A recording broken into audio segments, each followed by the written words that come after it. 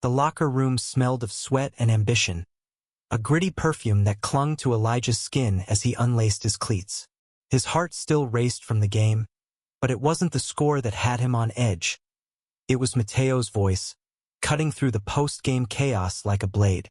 "Yo, Eli, you gonna cry over that missed shot? Or you saving those tears for your boyfriend?" The words stung, sharp and familiar, but Elijah forced a laugh, masking the ache. At 22, he'd heard worse on the basketball court at Carver University in Atlanta. Being the only openly gay player on the team meant enduring jabs, especially from Mateo Alvarez, the team's star forward and self-proclaimed king of trash talk. Mateo, 23, with his chiseled jaw and relentless charisma, had a knack for targeting Elijah's identity with a grin that made it hard to tell if he was joking or cruel. Tonight, though, something in his tone felt heavier, like a storm brewing behind his dark eyes. Elijah tossed his towel over his shoulder, avoiding Mateo's gaze. "Keep talking, Alvarez. Maybe one day you'll say something worth hearing." The team chuckled, but the air was thick. The locker room, with its chipped blue lockers and flickering fluorescent lights, was their battleground. Not just for games, but for the unspoken tension that had simmered between them for months. Started last fall, their freshman year, when Elijah joined the team. Mateo's teasing was relentless. Comments about Elijah's fancy footwork, his soft hands, or how he probably spent more time in the mirror than the gym. First, Elijah brushed it off. He'd come out at 16 in his small Alabama hometown, facing whispers and worse, so he thought he could handle a cocky teammate. But Mateo was different. His words carried a strange heat, like he was testing Elijah, pushing boundaries no one else dared to touch. And sometimes, when the others weren't looking, Mateo's eyes lingered a little too long. Tonight's game against Georgia State had been brutal, a 1-point loss that left the team raw. Elijah had missed a crucial layup, and Mateo hadn't let it go. As the others filed out, shouting plans for the weekend, Elijah stayed behind, pretending to organize his bag. He needed a moment to breathe, to shake off the weight of Mateo's words. But when he looked up, Mateo was still there, leaning against a locker, his damp jersey clinging to his broad shoulders. "You good, man?" Mateo's voice was softer now, almost cautious. It threw Elijah off. He was used to the taunts, not this. "Yeah, I'm fine," Elijah said, zipping his bag with more force than necessary. "Just tired of your mouth, that's all." Mateo smirked, but it didn't reach his eyes. "You take everything so serious, Eli. Lighten up." He stepped closer, his sneakers squeaking on the tiled floor. "Or is it 'cause you're still mad about that shot?" Elijah's jaw tightened. "You know it's not about the shot." He stood, meeting Mateo's gaze. At 6 feet 1 inch, Elijah was slightly shorter, but he held his ground. "Why do you always gotta make it personal? Every damn game, it's the same shit with you." Mateo's smirk faded. For a second, he looked almost caught. "It's just how I am, man. You know that. I mess with everybody." "Not like you mess with me," Elijah shot back. His voice was low, but it carried the weight of months of frustration. The locker room felt smaller, the air thick with something unspoken.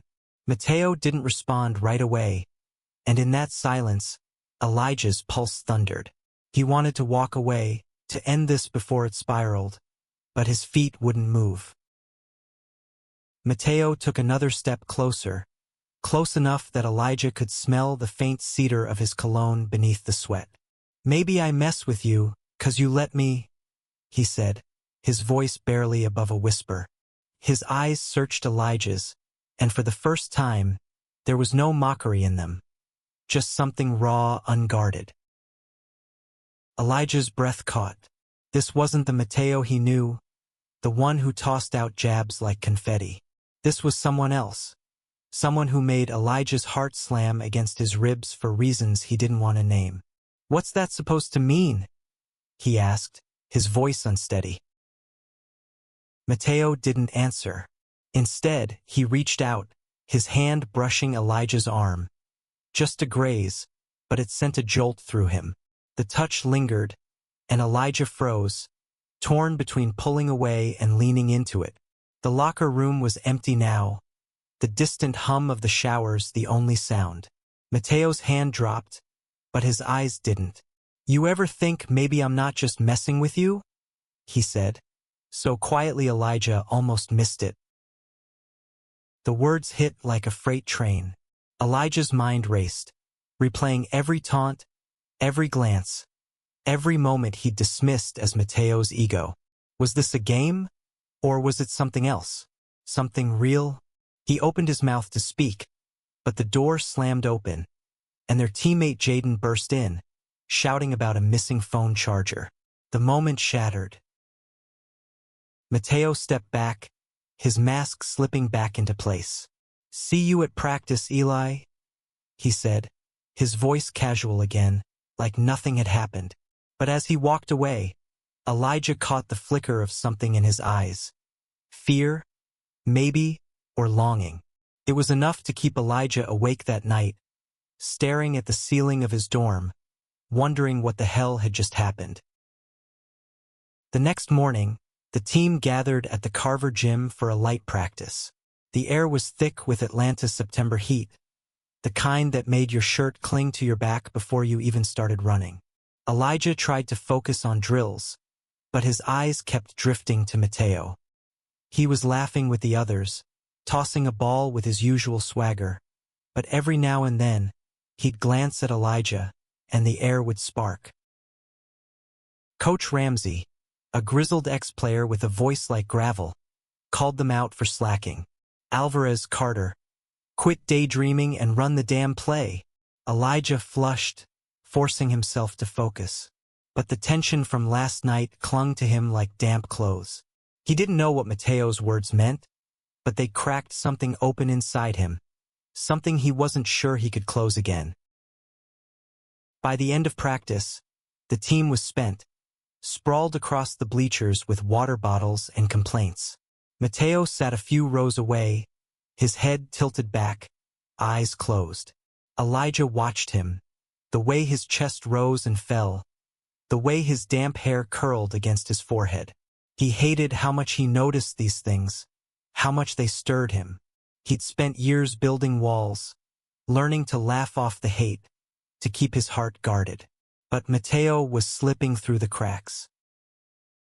"Yo, Eli," Mateo called suddenly, his eyes snapping open. "You coming to Jaden's thing tonight? His sister's band is playing at the Rusty Anchor." Elijah hesitated. The Rusty Anchor was a dive bar near campus, all sticky floors and cheap beer. He usually avoided team hangouts, too much risk of awkward questions about his dating life. But Mateo's gaze was steady, almost challenging. "Maybe," Elijah said, trying to sound non-committal. "You should," Mateo said, and there it was again, that edge in his voice like he was saying more than the words aloud. Elijah nodded, his throat tight, and turned away before Mateo could see the heat creeping up his neck. That night, the Rusty Anchor was packed, the air thick with the smell of fried food and the wail of electric guitars. Jaden's sister, Kyla, was on stage, her voice raspy and soulful, singing about heartbreak and redemption. Elijah stood near the back, nursing a soda, trying to blend into the crowd. But Mateo found him, weaving through the bodies with 2 beers in hand. "Thought you'd bail," Mateo said, handing him a bottle. His fingers brushed Elijah's, deliberate this time. Elijah's pulse spiked, but he took the beer, muttering a thanks. They stood side by side, watching the stage, the music filling the silence between them.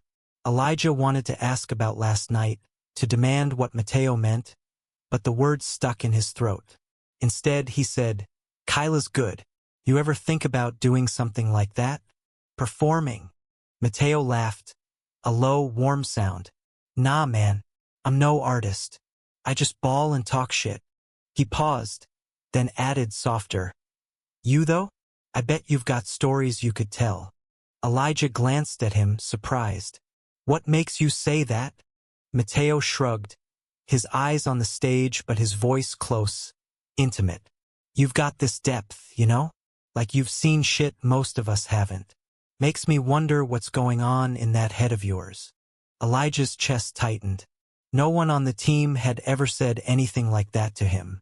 He was used to being the quiet one, the one who laughed off the jabs and kept to himself. But Mateo saw him, or at least he was starting to. It was terrifying and thrilling all at once. The night wore on, and the crowd thinned. Mateo stayed close, their shoulders brushing as they talked about nothing and everything. Music, basketball, the way Atlanta's skyline looked at dusk. For the first time, Elijah felt like Mateo wasn't teasing, wasn't performing. He was just there. And when their hands brushed again, neither of them pulled away. The weeks after the rusty anchor felt like walking a tightrope. Elijah and Mateo fell into a rhythm. Practices, games, late-night talks in the gym parking lot. But the air between them was charged, like a storm waiting to break. Mateo's teasing didn't stop, but it softened, laced with something Elijah couldn't quite name. A wink after a jab, a hand lingering on his shoulder during a huddle. It was maddening, the way Mateo danced on the edge of something more without crossing it. Elijah tried to keep his guard up. He'd been burned before. High school crushes who'd laughed off his feelings. Guys who'd flirted just to mess with him. But Mateo wasn't like them. His intensity, his contradictions, pulled Elijah in like gravity. 1 minute, Mateo was the loudmouth teammate, hyping the crowd. The next, he was whispering something to Elijah that made his heart stutter. It was mid-October now, and the team was prepping for a big game against Duke. The pressure was on. Carver hadn't beaten them in years, and Coach Ramsey was riding them hard. Elijah was struggling, his focus split between the court and Mateo. During a scrimmage, he fumbled a pass, and Mateo was on him in an instant. Come on, Eli. You gonna let that slip through your fingers like your love life? Mateo grinned, but his eyes were sharp, searching. Elijah's temper flared. Maybe if you stopped running your mouth, I could focus, he snapped, loud enough for the team to hear. The gym went quiet, all eyes on them. Mateo raised an eyebrow, but before he could respond, Coach blew the whistle, calling a break. Later, in the locker room, Elijah was alone again, wiping sweat from his brow. He heard footsteps and knew it was Mateo before he even turned. You got a problem with me, Carter? Mateo's voice was low, not angry but probing. Elijah faced him, his frustration boiling over. Yeah, I do. You keep pushing, Mateo. Every day it's something. You think it's funny, but I'm tired of it. Mateo's jaw tightened. He stepped closer, his voice dropping. You think I'm just playing with you? You think I don't see how you look at me? Elijah's breath hitched. The words were a challenge, a confession, a question all at once. He wanted to deny it, to laugh it off like always, but Mateo's gaze pinned him in place. What do you want from me, Mateo? He asked, his voice raw. You're straight. You've got a girlfriend. So what is this? Mateo flinched at the mention of his girlfriend, Sophia, a junior he'd been dating on and off since last year. It's not that simple, he said, his voice barely audible. I don't know what this is, okay? But I can't stop thinking about you. The confession hung in the air, heavy and fragile. Elijah's mind reeled. He'd spent months convincing himself Mateo's teasing was just that, teasing. But now, standing inches apart, he saw the truth in Mateo's eyes. Confusion, fear, and something achingly real. Before he could respond, Mateo closed the distance, his lips brushing Elijah's in a kiss that was tentative, then desperate. It was over in seconds, but it left Elijah dizzy. Mateo pulled back, his eyes wide, like he'd surprised himself. "I'm sorry," he muttered, stepping away. "I shouldn't have." "Don't," Elijah said, his voice firm. "Don't apologize. Just tell me what you want." Mateo ran a hand through his hair, his usual confidence gone. "I don't know, Eli. I'm not like you. I didn't grow up knowing this about myself. But when I'm around you, it's like nothing else makes sense." Elijah's heart ached. He wanted to reach out, to pull Mateo back, but the fear of being hurt, of being someone's experiment, held him back. "You've got to figure this out, Mateo," he said softly. "I can't do that for you." Mateo nodded, his expression torn. "I know. I need time." He left without another word, and Elijah stood there, the ghost of that kiss burning on his lips. The next few days were torture. Mateo avoided him at practice, his eyes darting away whenever Elijah looked. The team noticed the tension, whispering about a fight, but no one pressed. Elijah threw himself into training, trying to drown out the questions in his head. Was Mateo serious? Was this just a fleeting curiosity? And why did it hurt so much to hope? The Duke game arrived, a sold-out showdown at Carver's Arena. The crowd was electric, chanting as the teams took the court. Elijah played with a fire he hadn't felt in weeks, channeling his confusion into every steal, every shot. Mateo was a force too, his drives to the basket relentless. They moved in sync, passing without looking, like they shared a single mind. For those 2 hours, the world made sense. Carver won by a hair, 78-76, and the crowd erupted. In the chaos, Mateo grabbed Elijah's arm, pulling him aside. "We need to talk," he said, his voice urgent. "After the game, meet me at the old bleachers by the track." Elijah nodded, his stomach twisting. The old bleachers were secluded, a spot where no one went after dark. Whatever Mateo wanted to say, it was serious. As the team celebrated, Elijah slipped away, his heart pounding with anticipation and dread. The night air was cool, the campus quiet except for the distant hum of traffic. Elijah found Mateo at the bleachers, sitting on the top row, his silhouette sharp against the moonlight. He looked up as Elijah approached, his expression unreadable. "I broke up with Sophia," Mateo said without preamble. "Last night. It wasn't fair to her. Not when I'm feeling this." Elijah's breath caught. "Feeling what?" Mateo stood, closing the distance between them. "You, Eli. I'm feeling you. And it scares the hell out of me, but I can't keep pretending it's not there." Elijah wanted to believe him, but doubt gnawed at him. "You sure about this? 'Cause I can't be your secret, Mateo. I've done that before, and it broke me." Mateo's eyes softened. "I'm not asking you to be. I need you to know I'm trying. I'm not all the way there yet, but I'm trying." They stood there, the night wrapping around them, and Elijah felt the walls he'd built start to crumble. He reached for Mateo's hand, tentative at first, then firm. "Okay," he said. "We'll figure it out together." The weeks that followed were a delicate dance. Elijah and Mateo kept their connection quiet, not out of shame but necessity. The team was a pressure cooker. Gossip spread faster than a fast break, and neither was ready for the scrutiny. They stole moments instead. Late-night talks in Mateo's car, hands brushing during film sessions, a shared look across the court that said more than words ever could. But keeping it hidden took a toll. Elijah felt the weight of every glance, every careful step to avoid suspicion. He'd been out for years, unapologetic, but now he was back in the shadows, and it chafed. Mateo, meanwhile, was wrestling with his own demons. Growing up in Miami's Little Havana, he'd been raised on machismo and expectations. The idea of being anything other than straight was a foreign land, one he was only beginning to navigate.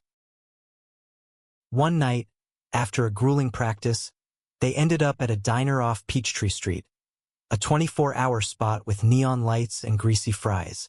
They sat in a corner booth, their knees touching under the table. Mateo was quieter than usual, his fingers tracing patterns on his coffee mug. "You okay?" Elijah asked, his voice gentle. Mateo sighed, leaning back. "I told my cousin Luis about us. Not everything, just enough." He didn't take it well. Elijah's stomach sank. "What did he say?" "Said I'm confused. That I'm throwing away who I am for some phase." Mateo's voice was bitter. "He's family, you know? Thought he'd get it." Elijah reached across the table, his hand covering Mateo's. "I'm sorry. That's rough." Mateo's eyes met his, raw with emotion. "It's not just him. It's my whole world, my family, my friends, the team. I don't know how to do this, Eli. But I don't want to lose you." Elijah's heart swelled, but fear lingered. "You won't lose me, but you've got to be honest with yourself. If you're not ready to be out, that's okay. Just don't string me along." Mateo nodded, his grip tightening on Elijah's hand. "I'm in this, Eli. I promise." The promise held them together, but the cracks were starting to show. At practice, Mateo was distracted, missing shots he'd usually sink blindfolded. Coach pulled him aside, barking about focus, but Elijah knew it wasn't about basketball. The team noticed too. Jaden started asking questions, his jokes about what's up with Alvarez hitting too close to home. Then came the away game in Charlotte. The team piled into a bus, the mood high despite the long drive. Elijah and Mateo sat near the back, their thighs pressed together under a shared blanket. It was risky, but the thrill of it made Elijah's pulse race. They whispered about nothing important. Movies, music, the worst food in the dining hall, until the bus hit a rest stop and everyone spilled out. In the gas station parking lot, Mateo pulled Elijah aside, behind a stack of crates. "I can't stop thinking about you," he murmured, his lips brushing Elijah's ear. Before Elijah could respond, Mateo kissed him, hard and hungry, like he was trying to pour all his confusion and want into that single moment. It was reckless, and it was perfect until a voice cut through the dark. "What the hell?" It was Jaden, standing frozen a few feet away, his phone in hand like he'd been about to take a photo. Elijah's heart stopped. Mateo stepped back, his face pale. "Jaden, it's not..." Mateo started, but Jaden cut him off. "Don't, man. I saw what I saw." His voice was sharp, but there was hurt in it too. He turned and walked back to the bus, leaving Elijah and Mateo in stunned silence. The rest of the trip was a blur. Jaden didn't say anything to the team, but his silence was loud. He avoided them both, his usual banter gone. Elijah felt sick, the weight of exposure pressing down. Mateo was worse. His hands shook as he packed his bag, his eyes darting like he expected the world to crash down. Back at Carver, things unraveled fast.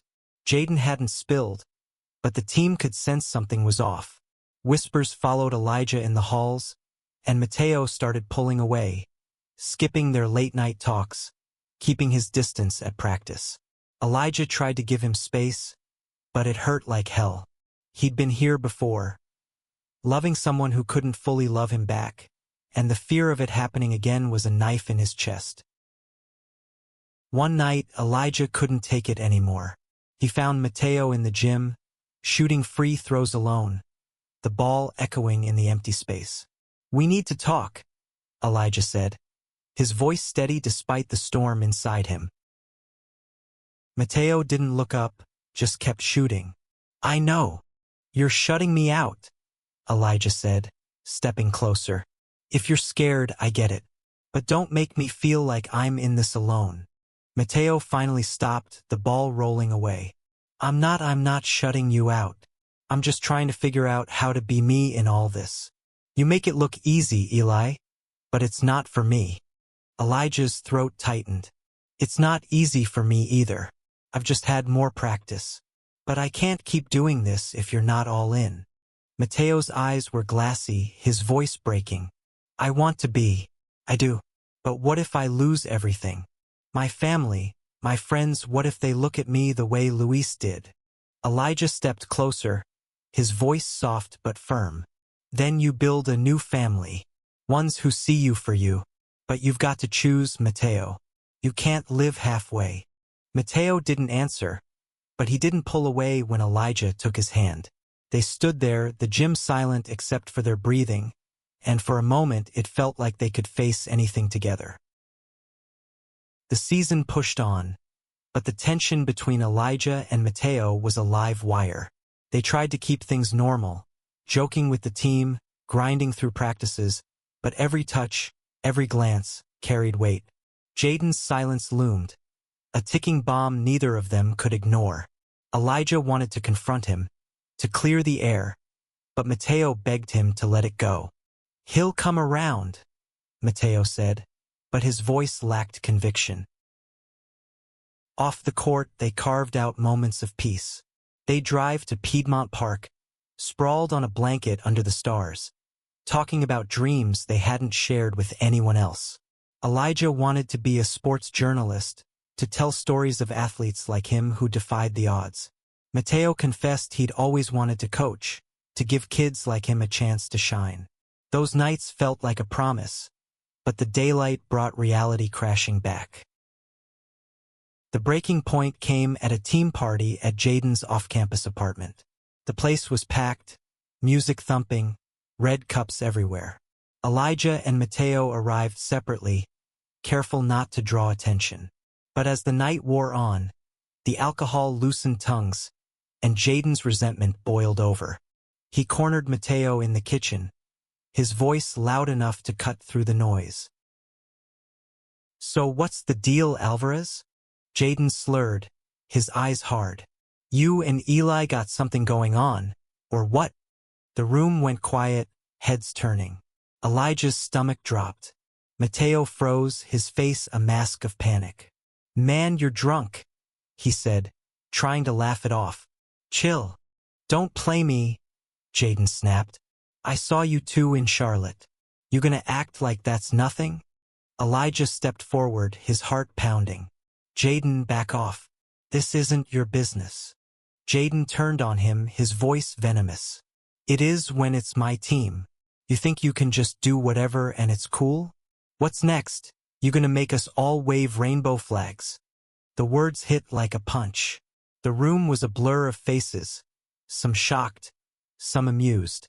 Elijah felt the old shame creeping in, the kind he'd fought to bury. But before he could respond, Mateo stepped between them, his voice low and dangerous. Say that again, Jaden, Mateo said. Go ahead. Jaden faltered, but his pride pushed him forward. You heard me. You're supposed to be one of us, not whatever this is. Mateo's fist clenched, but Elijah grabbed his arm. Don't, he whispered. He's not worth it. Mateo's eyes were fire, but he backed down, his shoulders tense. The party resumed, the moment swept under the rug, but the damage was done. Elijah left, his chest tight, and Mateo followed. They ended up at the track, the same bleachers where Mateo had confessed weeks ago. I'm sorry, Mateo said, his voice hoarse. I should have said something. I should have stood up for you.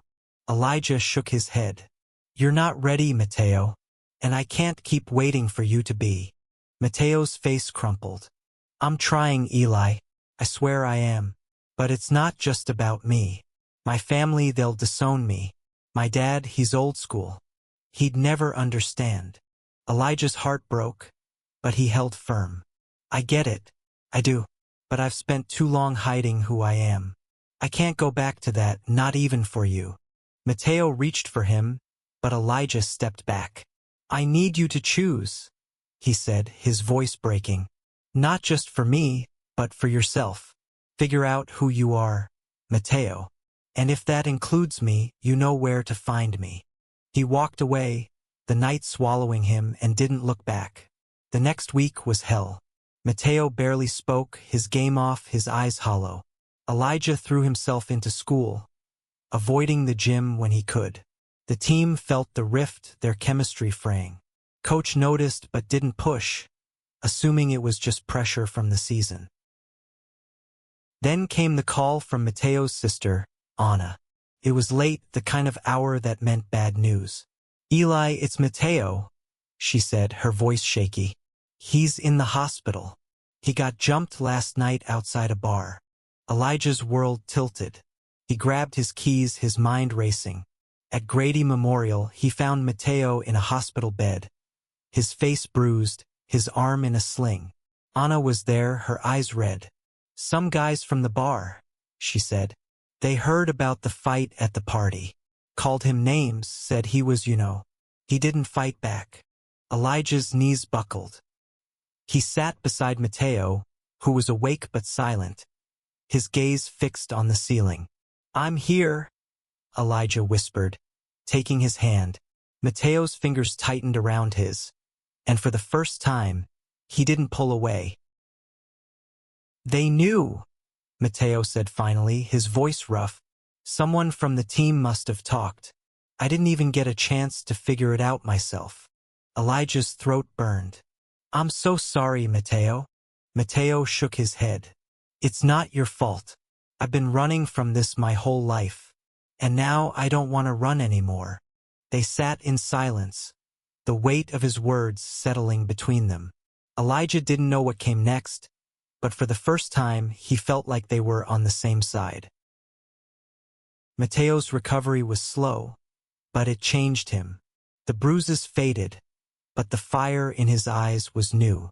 He came back to practice after 2 weeks, his arm still stiff but his resolve ironclad. The team was quieter now, the gossip subdued.